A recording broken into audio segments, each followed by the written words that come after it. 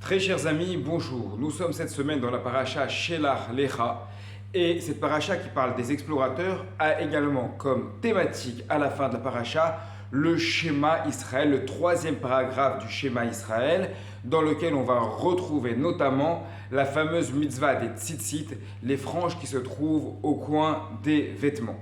Et il y a un verset qui parle de lui-même. Velo taturu arare levafrem varare enerem.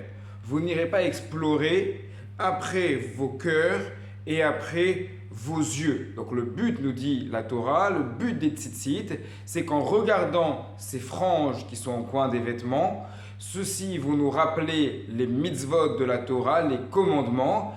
Et si on est tenté de penser à autre chose que la Torah, c'est ce que la Torah appelle aller explorer après notre cœur ou après nos yeux. En regardant les tzitzit, on va se rappeler des mitzvot et donc notre cœur et nos yeux ne s'écarteront pas du chemin qu'il nous est demandé de suivre.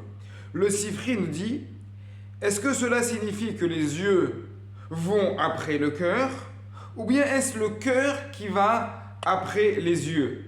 C'est-à-dire, quel est le premier déclencheur de la faute, de la transgression? Est-ce que c'est d'abord l'œil qui voit et le cœur qui suit, ou bien le cœur qui convoite et ensuite l'œil qui suit? Répond le Sifri, n'avons-nous jamais vu un aveugle qui accomplit toutes les choses interdites, possibles et imaginables? C'est-à-dire que pour fauter, pour commettre une transgression, il n'est pas nécessaire d'avoir des yeux. Des fois, on peut concevoir la faute dans son cœur. Et à partir de là, eh bien, on peut fauter. Le Torah Temima explique, il est écrit d'abord après vos cœurs et ensuite après vos yeux. Mais ça ne veut pas dire que le cœur ne peut pas être attiré par les yeux. On a des sources qui vont au contraire dans ce sens-là. En effet, il est écrit dans la Gemara Sota à la page 8, le Yetzer Hara, le mauvais penchant, ne se trouve que là où les yeux ont prise, que là où les yeux peuvent voir. De même, nous enseignons par ailleurs, Aïn Roé Vehalev Chomed, l'œil voit et le cœur convoite. Mais ce que veut nous dire le Sifri, c'est que les deux sont vrais.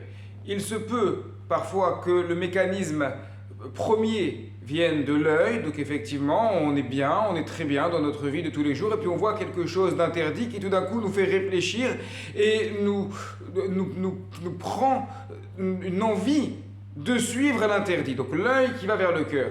Mais il peut également y avoir, nous dit le Torah Temima en se basant sur ce Sifri, il peut également y avoir une autre manière de voir où on ne voit rien, il n'y a rien de mal devant nos yeux, on est seul et puis on pense, on réfléchit.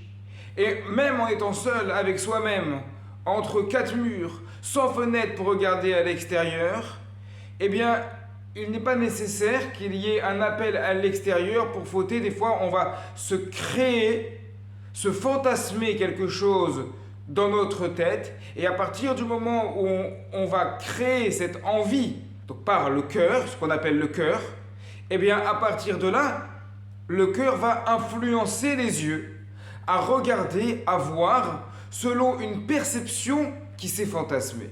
Prendre un exemple très simple par rapport au sujet qui s'appelle le jugement d'autrui.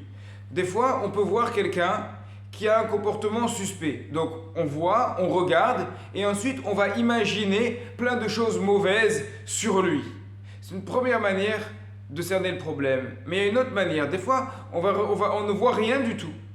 Mais on a déjà en amont une mauvaise idée sur cette personne que l'on s'est forgée tout seul ou bien parce que l'on a entendu. On a déjà en amont cette mauvaise idée sur cette personne.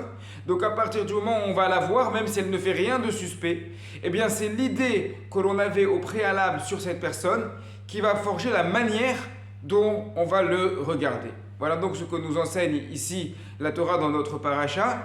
Il y a un mécanisme double dans la faute. Cela peut être d'abord l'œil qui voit et ensuite qui influence le cœur, ou alors cela peut provenir de pensées préconçues, ce qu'on appelle le cœur, qui vont influencer notre manière de regarder le monde.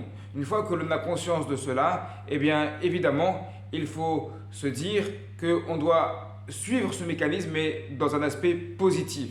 C'est-à-dire, puisque je sais que ma perception du monde intérieur va influencer comment je vais regarder les autres, comment je vais regarder la vie, comment je vais regarder ce qui est autour de moi, je dois m'efforcer de penser bien, d'avoir une bonne idée, une bonne image du monde et alors mes yeux verront du bien. Shabbat Shalom à toutes et à tous.